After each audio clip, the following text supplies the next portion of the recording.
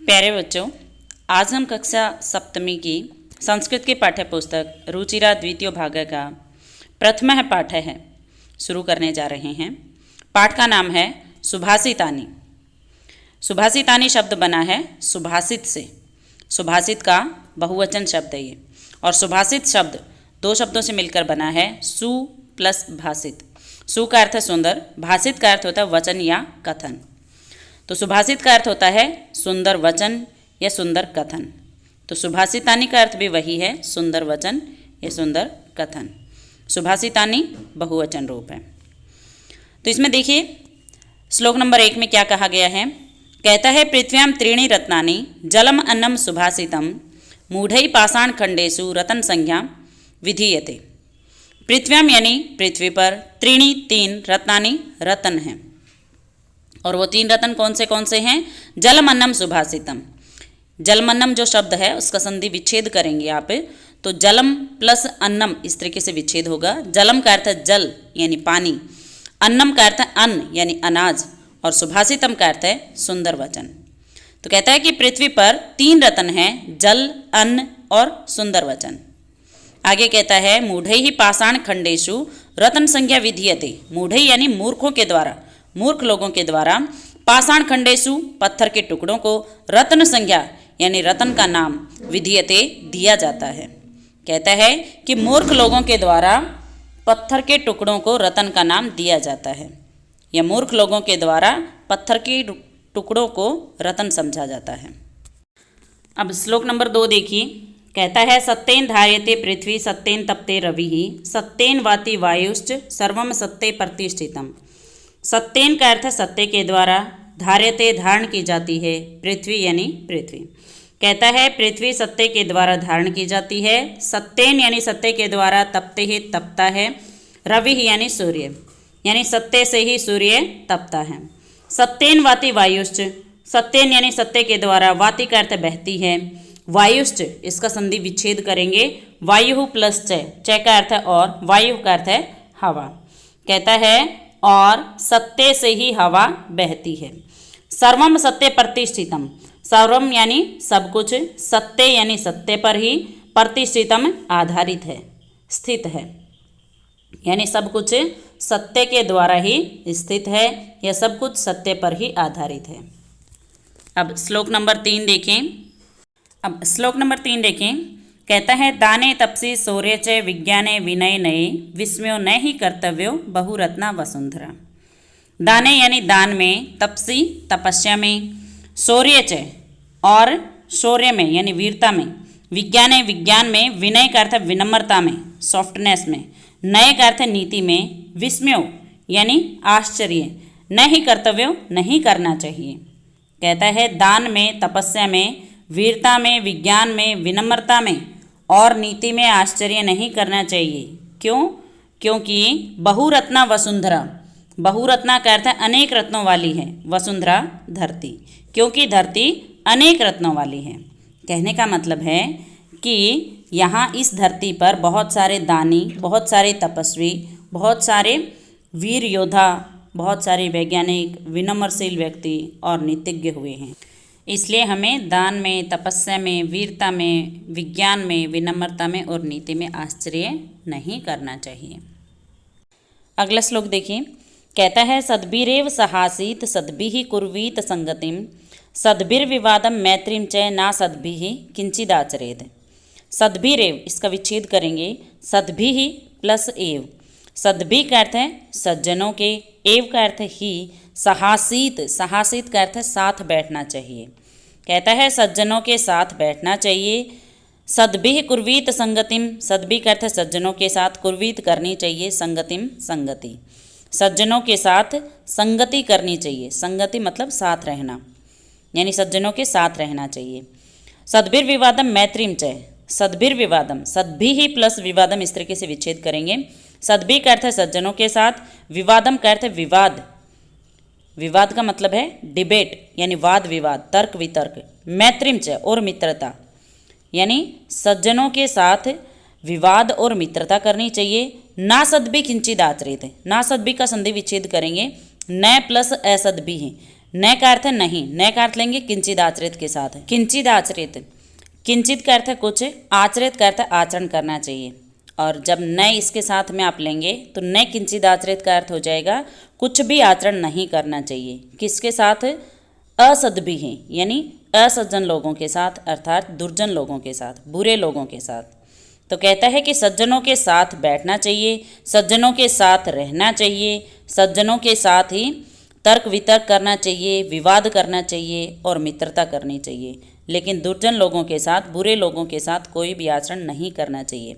अर्थात बुरे लोगों के साथ न तो बैठना चाहिए, न उनके साथ रहना चाहिए, न उनके साथ मित्रता करनी चाहिए, न उनके साथ दुश्मनी करनी चाहिए, न उनके साथ कोई तर्क वितर्क वाद विवाद करना चाहिए।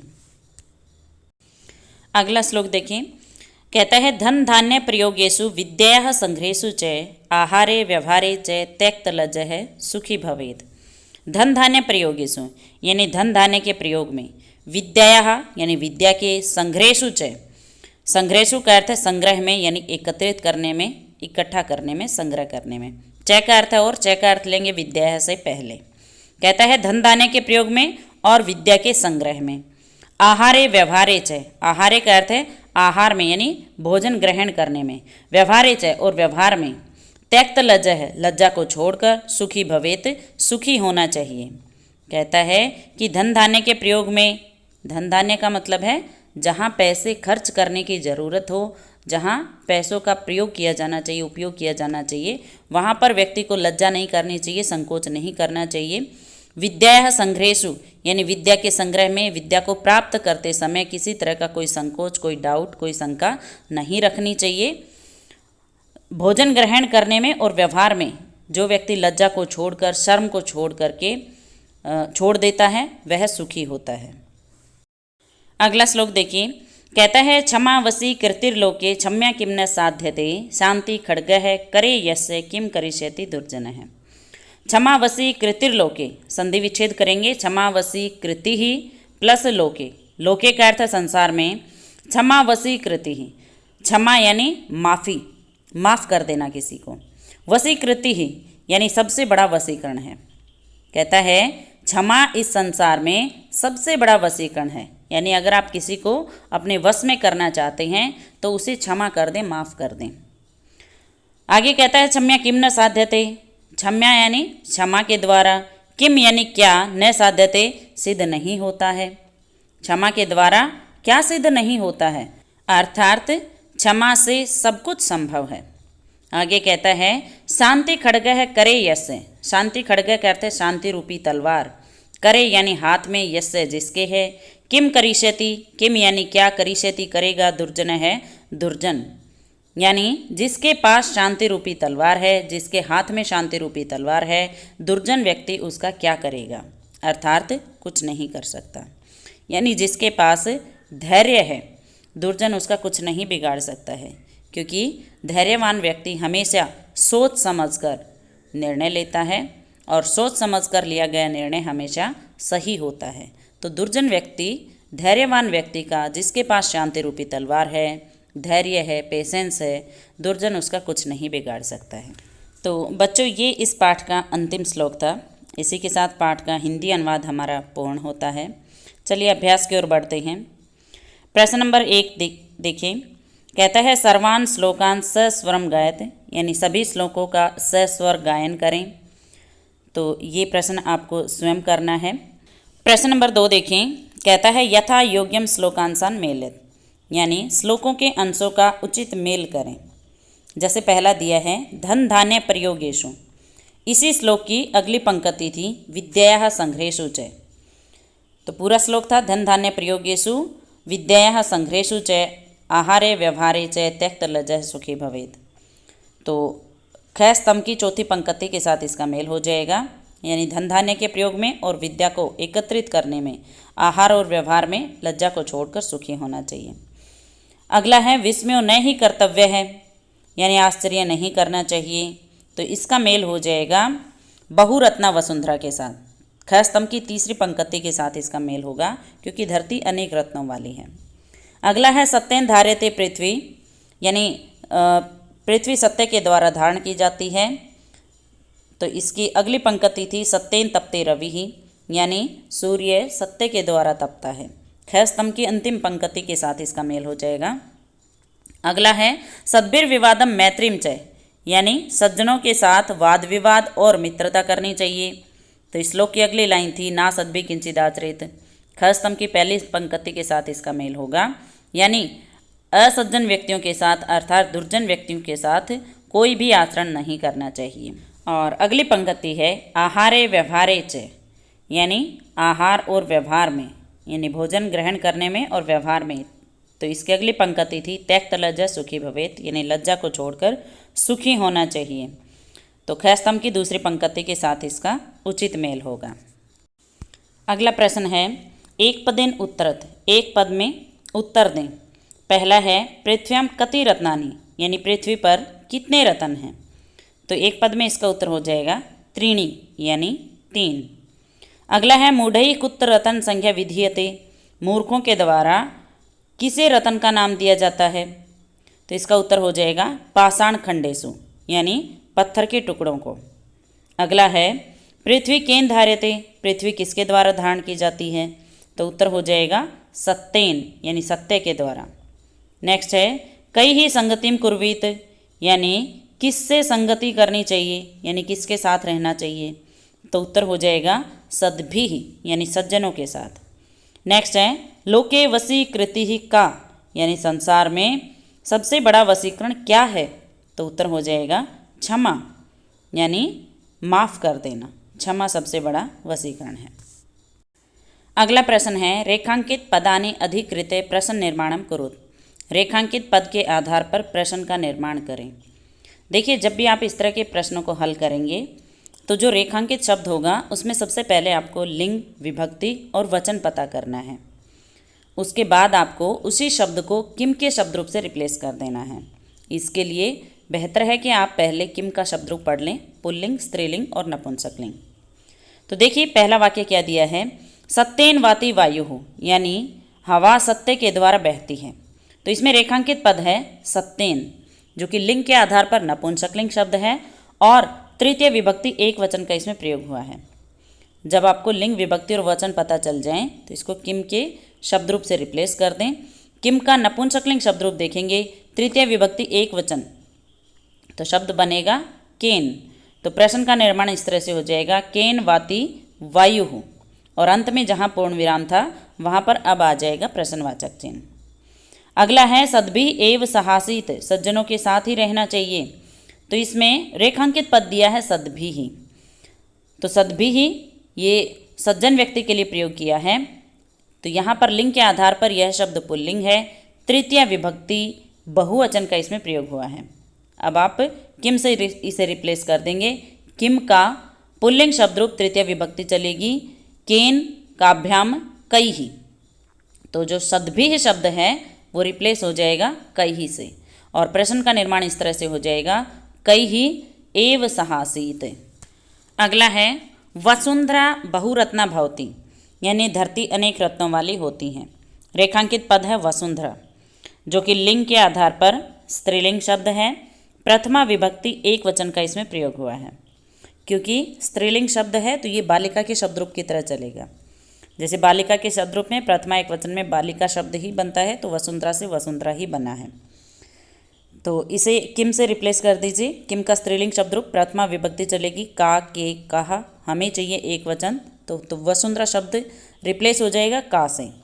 तो प्रश्न का निर्माण इस तरह से हो जाएगा का बहुरत्ना भवति, और अंत में आ जाएगा प्रश्नवाचक चिन्ह।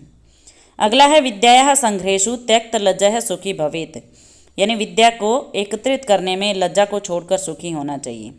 तो इसमें विद्यायाः रेखांकित पद है, तो विद्या लिंग के आधार पर स्त्रीलिंग शब्द होता है, और इसमें षष्ठी विभक्ति एक वचन का प्रयोग हुआ है। अब आप किम का स्त्रीलिंग शब्द रूप देखें, षष्ठी विभक्ति चलेगी कस्याः कयोः कासाम, हमें चाहिए षष्ठी विभक्ति एक वचन, तो कस्याः शब्द से रिप्लेस हो जाएगा, और प्रश्न का निर्माण इस तरह से हो जाएगा कस्याः संग्रहेषु त्यक्त लज्जः सुखी भवेत्, और अंत में आ जाएगा प्रश्नवाचक चिन्ह। अगला है सद्भिः मैत्रीम कुर्वीत, रेखांकित पद है मैत्रीम, मैत्री लिंग के आधार पर नपुंसकलिंग शब्द होता है और इसमें द्वितीय विभक्ति एक वचन है। तो किम का नपुंसकलिंग शब्द रूप देखेंगे, द्वितीय विभक्ति एक वचन में शब्द बनेगा किम। तो सद्भिः किम कुर्वीत, इस तरीके से प्रश्न का निर्माण करेंगे। अब प्रश्न नंबर 5 देखें, कहता है प्रश्न नाम उत्तराणे लिखत, यानी प्रश्नों के उत्तर लिखें। देखिए यहाँ कहीं पर भी निर्देश नहीं है कि प्रश्नों के उत्तर एक पद में लिखें या पूर्ण वाक्य में लिखें। तो इसका मतलब ये है कि आपको पूर्ण वाक्य में उत्तर लिखना है। अगर एक पद में लिखने के लिए निर्देश हो तो एक पद में लिखेंगे, अन्यथा आपको हमेशा पूर्ण वाक्य में ही उत्तर लिखना है। तो पहला प्रश्न पूछा है, कुत्र विस्मय है न कर्तव्य है, कहाँ आश्चर्य नहीं करना चाहिए। तो हमें आश्चर्य इसलिए नहीं करना चाहिए क्योंकि धरती अनेक रत्नों वाली है। तो लिखेंगे वसुंधरा बहुरत्ना अस्ति, अत्र विस्मय है न कर्तव्य है। अगला प्रश्न है, पृथ्व्याम त्रीणि रत्नानि कानि, पृथ्वी पर 3 रत्न कौन से हैं। तो 3 रत्न हैं, जल, अन्न और सुभाषितम। तो लिखेंगे पृथ्व्याम त्रीणि रत्नानि जलम अन्नम सुभाषितम च सन्ति। अगला प्रश्न है, त्यक्त लज्जा है कुत्र सुखी भवेत, लज्जा को छोड़कर कहाँ सुखी होना चाहिए। तो लज्जा को छोड़ करके धन धान्य के प्रयोग में, विद्या को एकत्रित करने में, आहार और व्यवहार में लज्जा को छोड़कर सुखी होना चाहिए। तो आप लिखेंगे धन धान्य प्रयोगेषु विद्यायाः संग्रहेषु आहारे व्यवहारे च त्यक्त लज्जा है सुखी भवेत। अगला प्रश्न है, मंजूषातः पदानि चित्वा लिंगानुसारम लिखत, मंजूषा से पदों को चुन करके लिंग के अनुसार लिखें। जैसे पहले पुल्लिंग शब्द हैं तो इसके नीचे पुल्लिंग शब्दों को लिखना है, फिर स्त्रीलिंग के नीचे स्त्रीलिंग वाले शब्द और नपुंसकलिंग के नीचे नपुंसकलिंग शब्द लिखेंगे। तो पुल्लिंग शब्द हैं यहाँ पर सुखी, वहनी, वहनी का अर्थ होता है आग, रवि यानी सूर्य, तो ये पुल्लिंग शब्द हैं। और वसुंधरा, पृथ्वी, संगतिम, ये तीनों स्त्रीलिंग शब्द हैं। और रत्नानि, सत्येन, अन्नम, ये सारे के सारे नपुंसकलिंग शब्द हैं। नेक्स्ट प्रश्न नंबर 7 है, अधोलिखित पदेषु धातवः के सन्ति, नीचे लिखे गए पदों में धातु कौन सी हैं। जैसे पहला पद है करोति, करोति में मूल धातु होती है क्री, क्री का अर्थ होता है करना। नेक्स्ट है पश्य, पश्य इसमें मूल धातु होती है दृश्य और ये लट लकार में पश्यति, पश्यत, पश्यन्ति इस रूप में चलती है। अगला है भवेत, तो ये भू धातु से बना है विधिलिंग लकार में, तो मूल धातु होती इसमें भू।